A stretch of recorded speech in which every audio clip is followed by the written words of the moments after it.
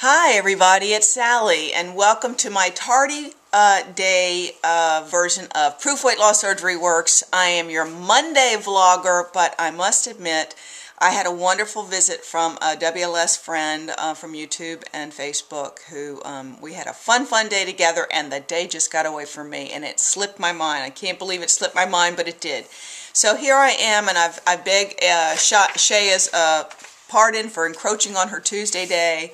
But I'm just going to make a quick video to answer these questions. I must say the responses to this question have been phenomenal. It's a wonderful question. Please feel free to respond to us too. This is a viewer question. The first question is, do you wish you would have done anything differently after your weight loss surgery or your journey? Who or what did you or do you watch or talk to get inspiration? And where did or does your drive and determination come from each and every day? I want to talk about the last question first, because that's the one that immediately I had an emotional response to and a thought to share. And I'm going to say that for me, well, I know you all know this, I'm 54. I've been at goal since September of 2010, and then I lost a little bit more by that next spring of 2011, and have been stable 130 to 132-ish, 33-ish for all that time. And my 2-year anniversary was early November last year.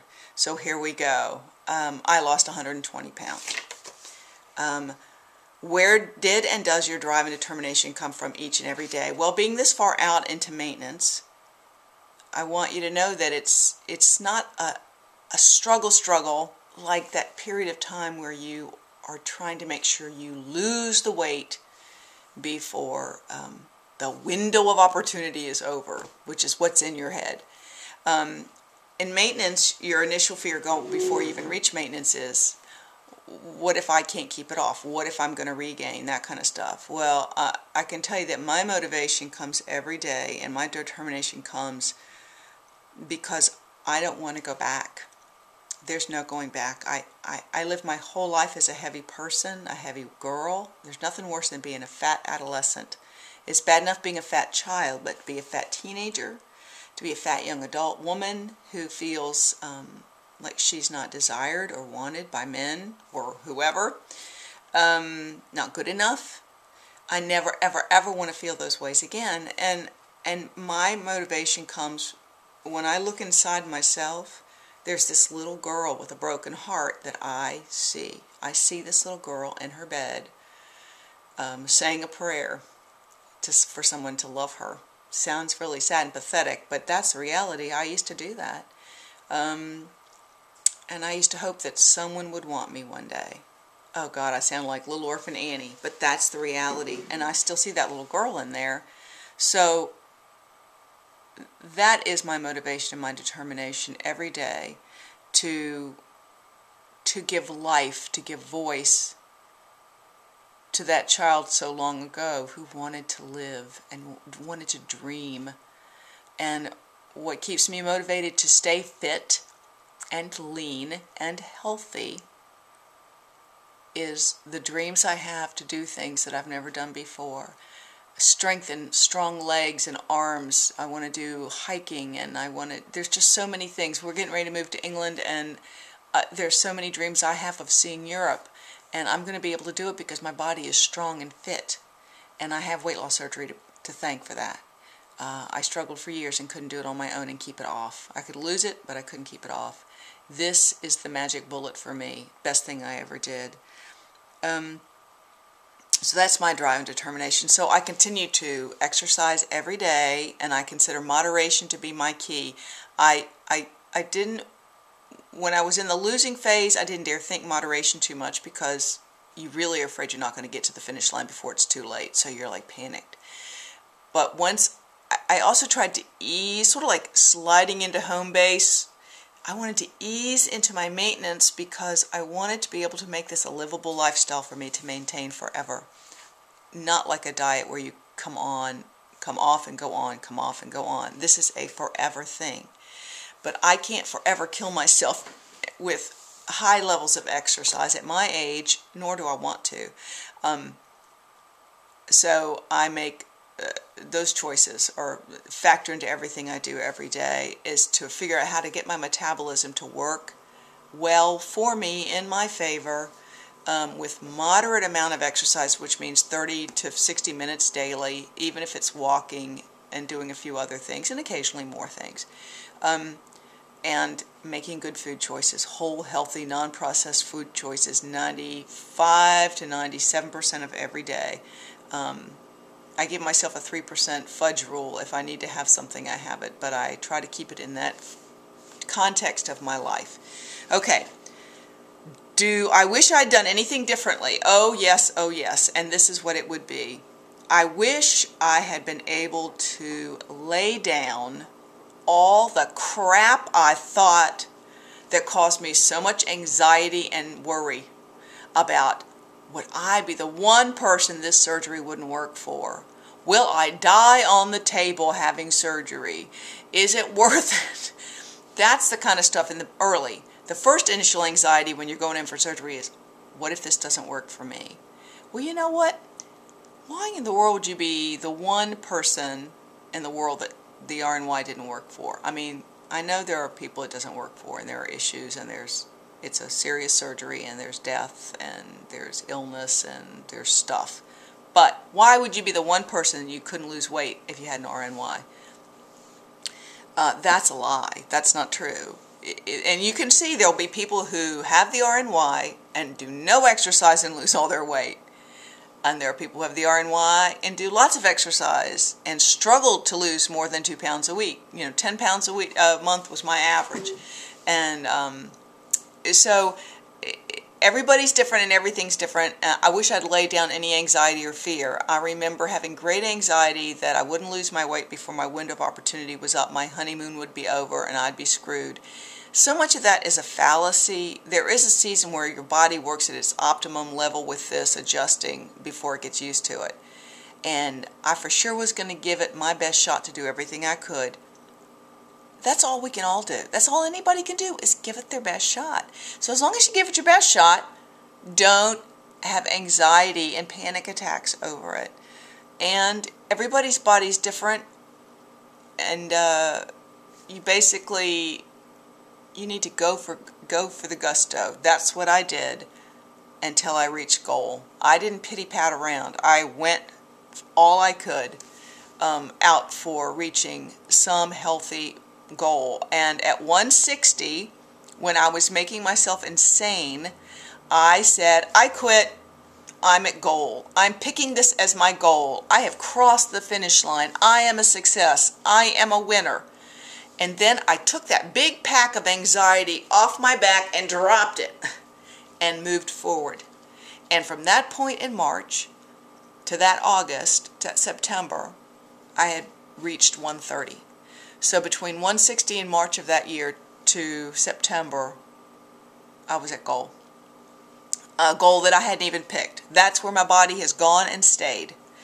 So that's what I'm saying. I don't want to carry burdens, unnecessary baggage. That's what I wish I could go back and undo. And I wish the same for you, because all we really want is peace and happiness. And you can't have that if you have anxiety and worry. Who or what did you do or watch or talk to get inspiration? Well, you know what? I could list a mile long of people that have inspired me, and every day it might be a totally new person I've never seen before, that's articulate, who's got a spirit that moves you. What has inspired me? People's videos, people's comments to my videos, wise conversations you have with people on the phone, encouraging notes you receive from people. And I'll be quite honest, I've been very, very blessed, because I have a weight loss surgery buddy, and we talk every day.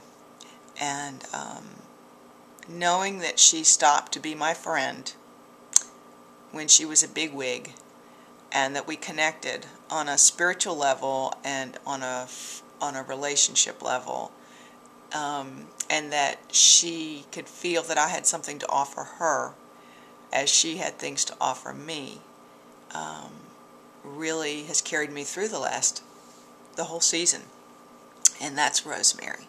So I thank you, my friend Rosemary. This is a shout out to Rosemary, who I'm very, very proud to call my friend, and so many other people. Oh my gosh, Tamika's 21-day challenge to loving yourself better.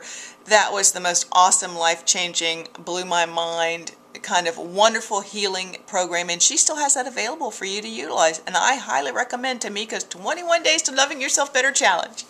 And of course, then there's Wendy, who has got grit and, you know, vinegar and spitfire and just keeps pushing and pushing and pushing.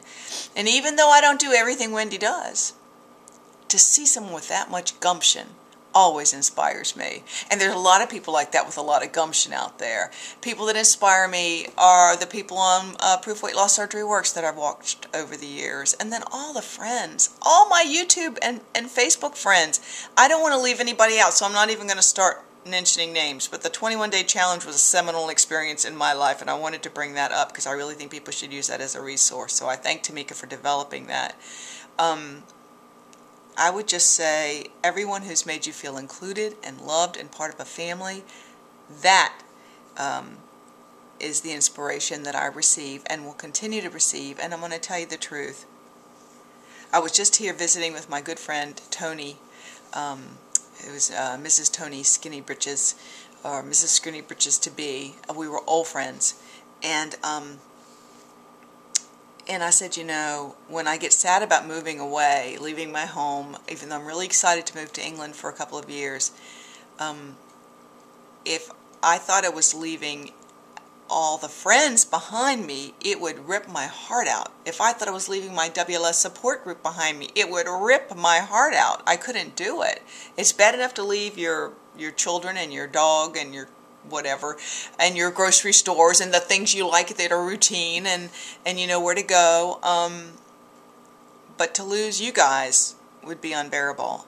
And I'm so grateful that this is all electronic, and you will be my friends wherever I am. And so I'm not really going anywhere away from you, the people that probably mean the most in my daily life. I'm just going away from my surroundings. And there's always growth when you have to stretch yourself in unfamiliar territory, which is a good lesson to take into our weight loss surgery journey too. Unfamiliar territory. Think how much you're going to grow and change and be somebody new when you're done on the other side. I've talked too long. I'm going to let you guys go. Thank you. Bless you. And you guys make it a great day. Positive mental attitude. Thank you, Wendy. That's my favorite thing. Oh, and I forgot to mention one person, Janie. Miss Janie. Miss Janie, I can't tell you the number of things that I printed off my printer from Facebook over the year and a half I was losing or working on this process when Janie didn't know me from squat. And everything she printed every day was so inspirational. I would cut and paste it into a word and print it in big bold fonts. And I would put them everywhere around my computer, on the refrigerator. I have a pile of them. I haven't done it in like over 9 months to a year, but those things were life spread to me. So look for inspirational things on Facebook, cut and paste them, put them up around your house. Thank you, Janie. That was another big help to me. Everybody speaks a different love language and an inspiration language, so who inspires me might not be who inspires you, and vice versa. So find the people that float your boat, give them your support, tell them they've made a difference in your life, and rock it out. Thanks, everybody. See you next week.